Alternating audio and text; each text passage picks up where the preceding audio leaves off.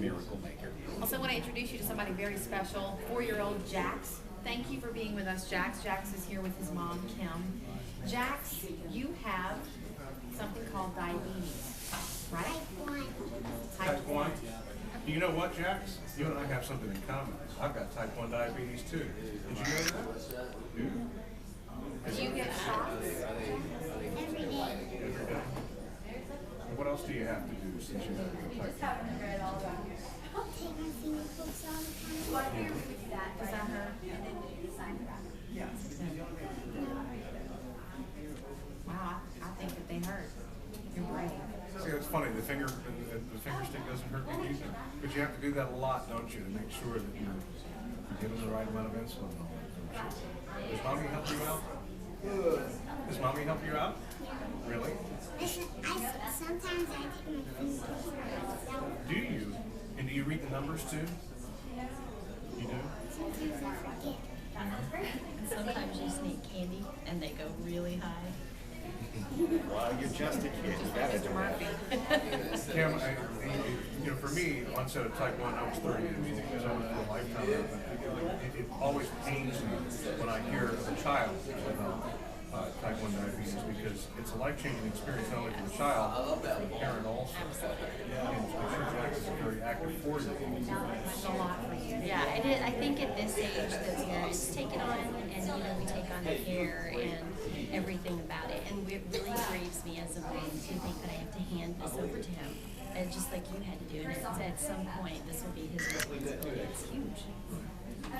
And for a 4-year-old that really just wants to get out and play, that's really all he should have to worry about. Yes, and he has it's like even now, he will say, the first time he ever told me, Mom, I think you need to check my sugar, and it was low, that I just cried, because I thought, I can't believe a 4-year-old has to be responsible enough to tell me, check my sugar at my son. Yeah, it's hard. Type 1 diabetes is also, it's very misunderstood, so there's a lot of education here. So I know it's still overwhelming because this is a relatively new diagnosis, right?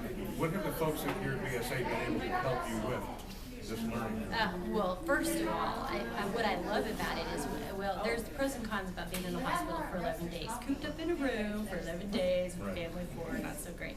But having the education and just, they were throwing people at us immediately. Like, you get one night in ICU quietly to kind of absorb diabetes, and then after that, it's just constant education from the time you leave. And in fact, several of the nurses would tell me, I'd say, I don't think I can do this.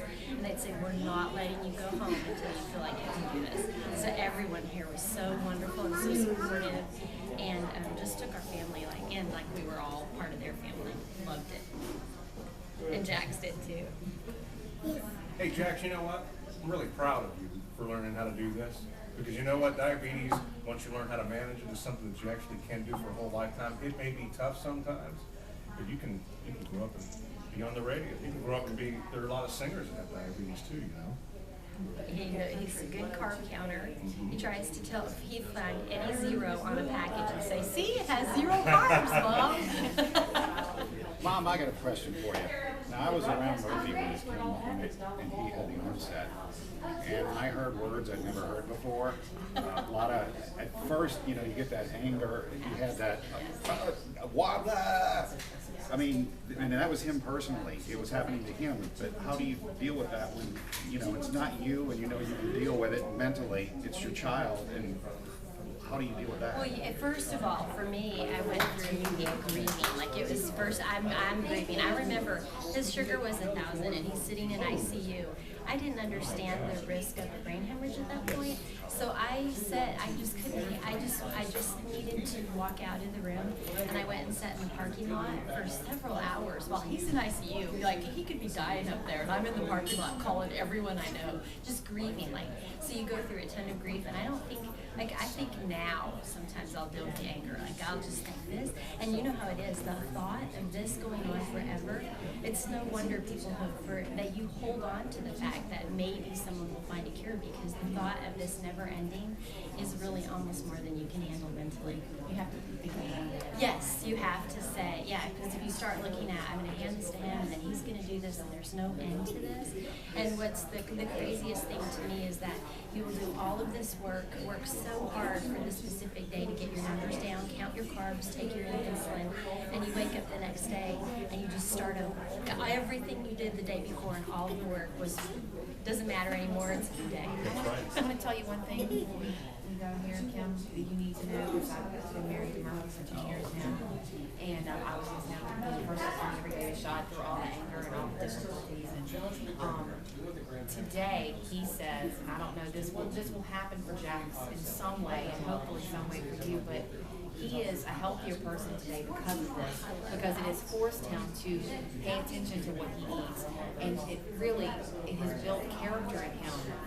So, you know, it's a mixed blessing, a blessing in disguise, because this will also become part of who he is. This is part of him now. Yeah. It will be part of the man from Jesus. I love it. Thanks for sharing. Murphy said to cut down to 2 We're doing. It's harder for adults because how do you stop eating potato chips? I never let him eat potato chips before. You know.